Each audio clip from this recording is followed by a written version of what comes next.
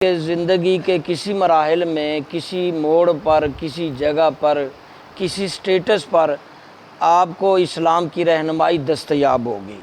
کوئی موقع، کوئی جگہ خالی نہیں چھوڑا، کیونکہ قدرتی آفاقی مذہب ہے نا۔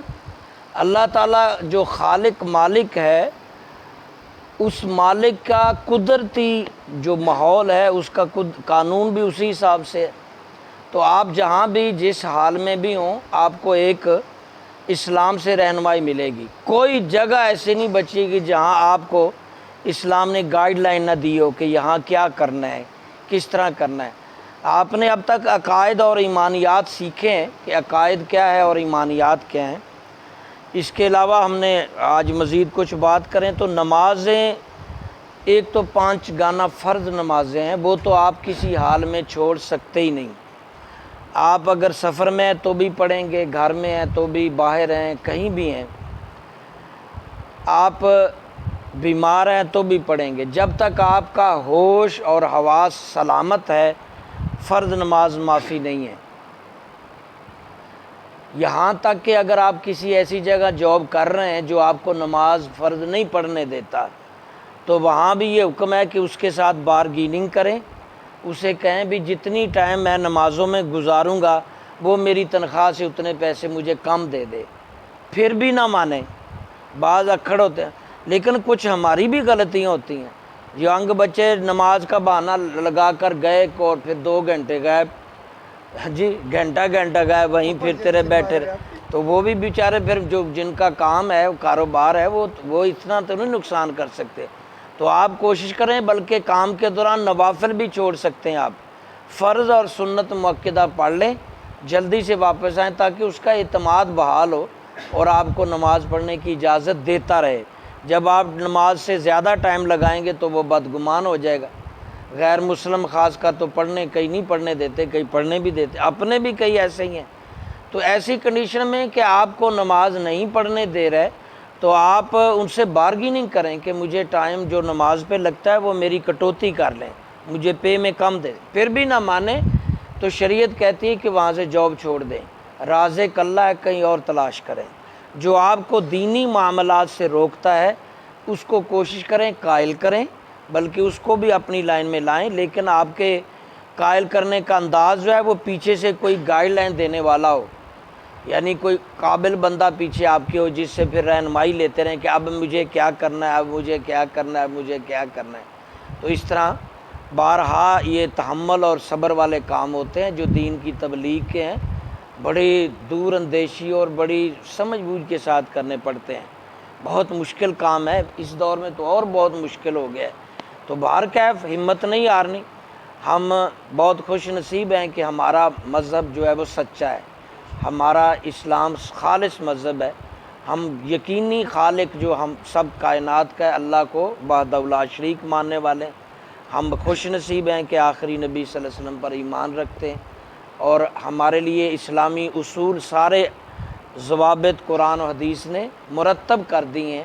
ہمیں کوئی ٹینشن نہیں ہے، ضرورت اس کی ہے کہ ہمارے پاس نالج کم ہے، اور آپ کے موبائل میں ایک آدھ ایسے عالم دین ہونے چاہیے، ایسا اب مفتی صاحب کوئی بڑا عالم ہونا چاہیے جو کہ میچور بھی ہو اور تجربہ کار بھی ہو، 40 سال سے اوپر ہو کم سے کم، میچورٹی والا ہو، کیونکہ وہ تحمل والا ہوتا ہے۔ ایج وائز بھی جذبیلا، جیسے 18 سال میں پڑکیلا جذبیلا ہوتا ہے، جلدی جلدی ادھر یا ادھر، ہاں جی۔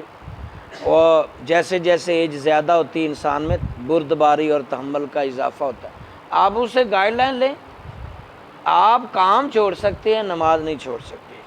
اچھا، فرض نماز سفر میں علیحدہ طریقہ ہے۔ آپ اگر 15 دن سے کم دورانیے میں 100 کلومیٹر سے زیادہ سفر کر رہے ہیں، 15 دن سے کم رہنا ہے اور 100 کلومیٹر، تو آپ پھر فرض پورے نہیں پڑھیں گے، 2 فرض پڑھیں گے، سنت مؤکدہ پڑھ لیں گے، باقی 2 فرض پڑھیں گے۔ اسی طرح اس کو دوگانہ کہتے ہیں۔ ہاں، اگر وہاں مقامی امام کے ساتھ پڑھا ہے، پکڑ لو بھائی، مقامی امام کے ساتھ آپ نے پیچھے نماز پڑھی ہے تو پھر اس کو فالو کریں گے، پھر آپ پوری پڑھیں گے۔ لیکن اگر آپ خود ہی امام ہیں یا اکیلے ہی پڑھ رہے ہیں تو پھر دوگانہ ہی ہوگا۔ یہ اس کو سفر کی نماز، قصر نماز، قصر نماز پڑھنا ہی ضروری ہے۔ آپ جتنے بھی طاقتور ہیں، اگر آپ کا سفر تقریباً 90 کلومیٹر سے زیادہ ہے تو آپ 2 فرض بھی پڑھیں گے، البتہ سنت مؤکدہ پوری پڑھیں گے۔ کبھی کبھی دوران سفر میں دوگانہ ہی سا کافی ہو جاتا ہے، کیونکہ گاڑی کا جانے آنے کا، اور وہ 2 پڑھ لیں کافی ہے۔ امن میں پہنچ جائیں تو سنت مؤکدہ پوری پڑھیں اور فرض 2 ہی، اس کو قصر۔ اس کے علاوہ بھی ہماری بہت سی نفلی نمازیں ہیں، خاص کر یہ عید کی نمازیں، اب عید آ رہی ہے تو عید الفطر ہے، عید الاضحیٰ، اس کا بھی آپ کو نالج ہونا چاہیے، یہ بھی واجب ہے۔ جمعہ ہے، یہ بھی فرض ہے، اور خطبے ہیں جمعے میں، عیدوں میں، اس کا بھی آپ کے پاس نالج ہونا چاہیے۔ آپ کو پتہ ہے کہ جمعے کا خطبہ نماز سے پہلے پڑھا جاتا ہے اور یہ سننا واجب ہے۔ خطبہ مسجد میں پہنچ کر سننا واجب ہے، ورنہ جمعہ نہیں ہوگا۔ چاہے آپ نے تھوڑا سا سن لیا، لیکن آپ خطبے میں ضرور پہنچ جائیں۔ دوسری اذان مسجد میں آپ کو ملنی چاہیے، تو آپ 5 منٹ زیادہ دیں نا، جمعے کے دن زیادہ مسجد کو ٹائم دیں، زیادہ ٹائم بیٹھیں۔ کیوں نہیں بیٹھتے؟ کیوں آپ کا دل جو بھاگتا ہے مسجد سے؟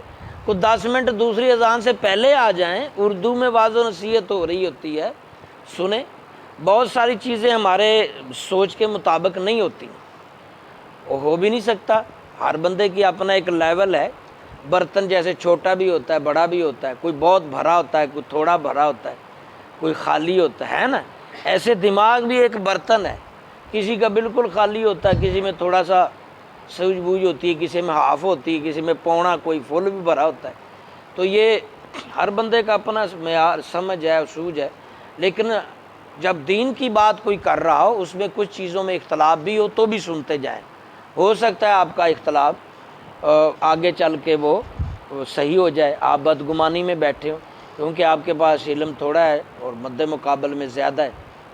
تو جمعے کا خطبہ سننا واجب ہے۔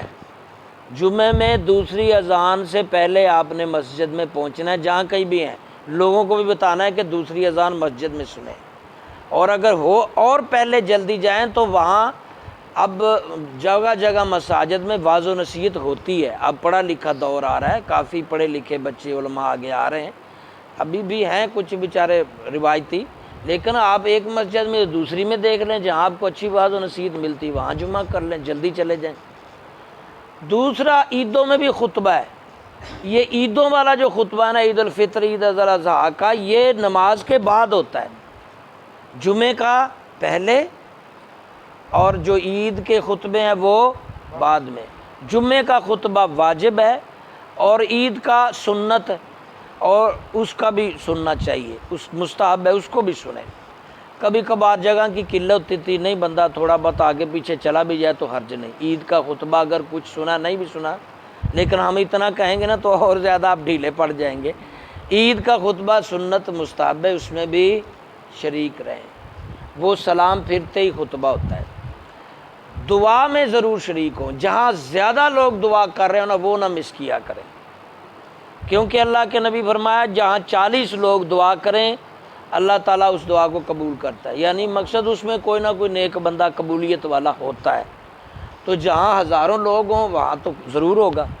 تو آپ جہاں اجتماعی دعا ہو، عید کی دعا ہے اجتماعی، آپ خطبہ سنا ہے، دعا میں شریک ہوں، اس وقت دل سے سب دعا کر رہے ہوتے ہیں اور زیادہ لوگ ہوتے ہیں۔ جمعے میں اجتماعی دعا ہے جو فرضوں کے بعد جو ہوتی ہے، وہ بھی ضرور سن کے اٹھیں، یہ نہیں کہ سلام پھرتا اور بھاگتے ہوئے۔ اجتماعی دعا ضرور مس نہیں کریں، اس میں فائدہ ہے۔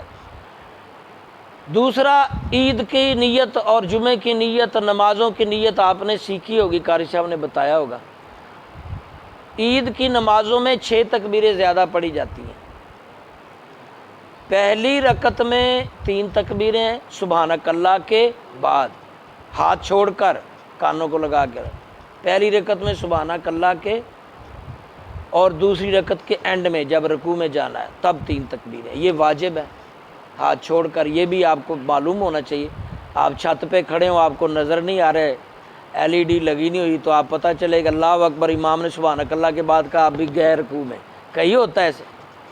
ہاں جی۔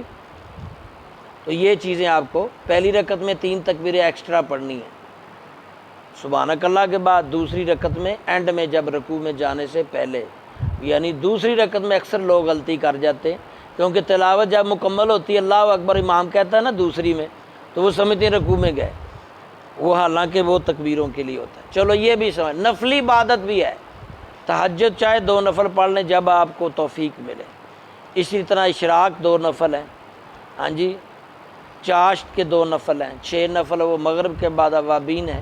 یہ وہ چیزیں ہیں جو اب آپ اللہ کو فرصت دے، آپ کام کاج سے فارغ ہیں، آپ ایزی رہتے ہیں تو یہی کرتے جائیں، عبادت ہے، ورزش بھی ہوتی رہے گی، عبادت بھی۔ استخارہ کے بھی ہوتے ہیں 2 نوافل، آپ کوئی رائے اللہ سے لینا چاہتے ہیں، ذکر اذکار کریں، 2 نفل استخارہ کے پڑھ لیں۔ اسی طرح حاجت کے بھی 2 نفل ہیں، آپ کو کوئی مشکل حل کروانی ہے، پاس ہونا ہے آپ نے، یا کوئی جاب ہے، تو 2 نفل روز ایکسٹرا پڑھ لیں، پڑھ کے کہیں یا اللہ 2 رکعت نماز برائے حاجت، یعنی میں اس لیے کر رہا ہوں کہ میری یہ حاجت پوری ہو، بعد میں دعا مانگے کہ اللہ یہ میرا مسئلہ حل ہو جائے، روز پڑھتے جائیں جب تک پورا نہیں ہوتا۔ سمجھ آ رہی ہے؟ یہ معمولی باتیں نہیں ہیں جو آپ سنیں۔ اسی طرح چاند گرہن، سورج گرہن میں بھی پانی، بارش آئی نہیں، بڑا قحط ہے، تو آپ وہاں وہ بھی نماز ہے، استسقاء نماز، وہ بھی آپ کو پتہ ہونا چاہیے۔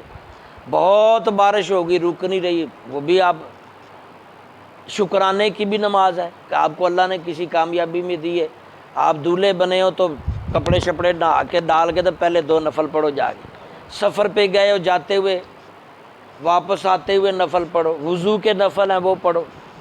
یہ وہ چیزیں ہیں جو ہمیں سب کو پتہ ہونی چاہیے۔ باقی انشاءاللہ بیمار کی بارے میں جو نماز ہے وہ بھی آپ کو پتہ ہے جتنی آسانی سے وہ پڑھ سکتا ہے کھڑا ہو کے اتنی ہے۔